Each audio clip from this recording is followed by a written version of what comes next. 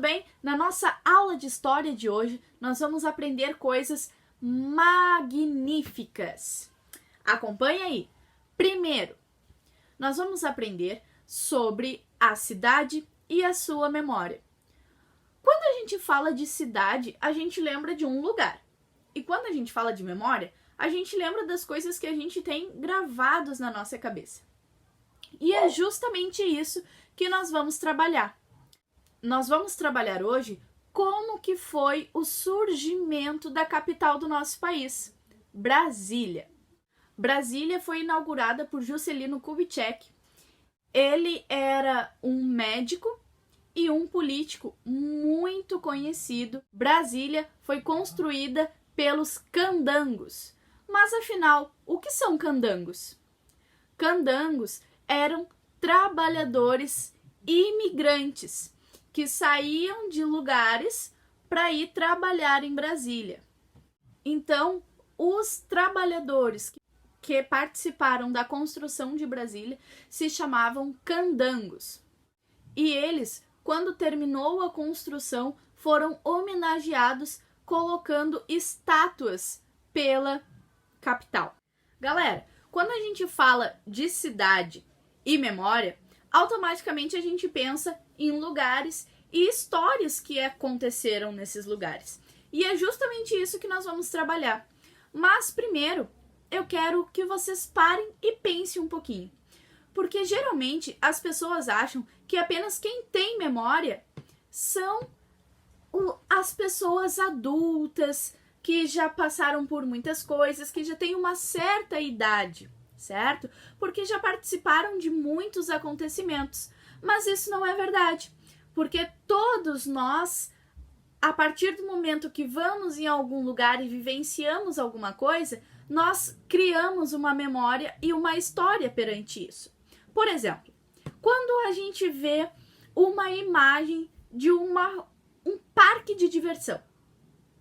Quem já foi no parque de diversão, automaticamente ao ver essa imagem, vai se lembrar de histórias que aconteceram lá.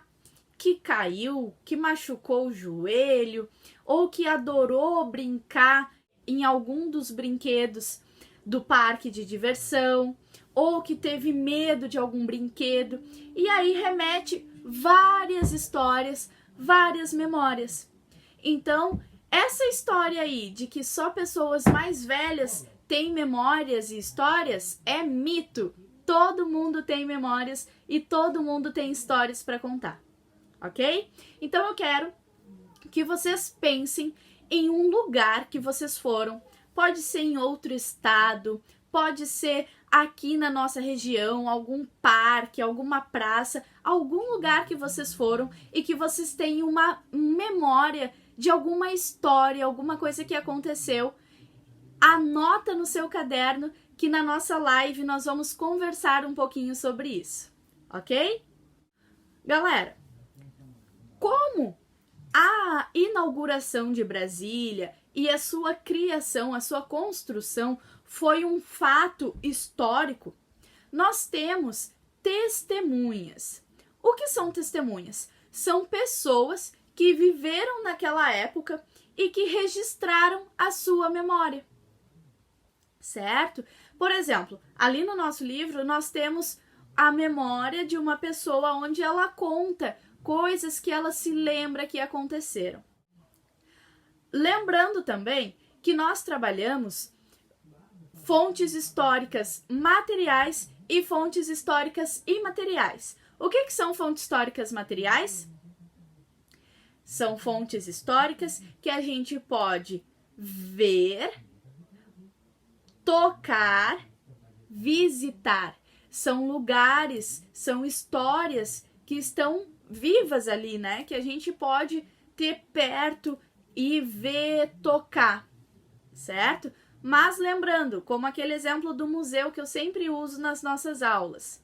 No museu, a gente vai ver coisas que são fontes históricas, mas por preservação daquela peça, a gente não pode tocar.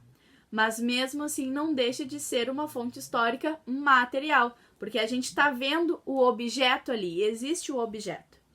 E fonte histórica imaterial, o que é?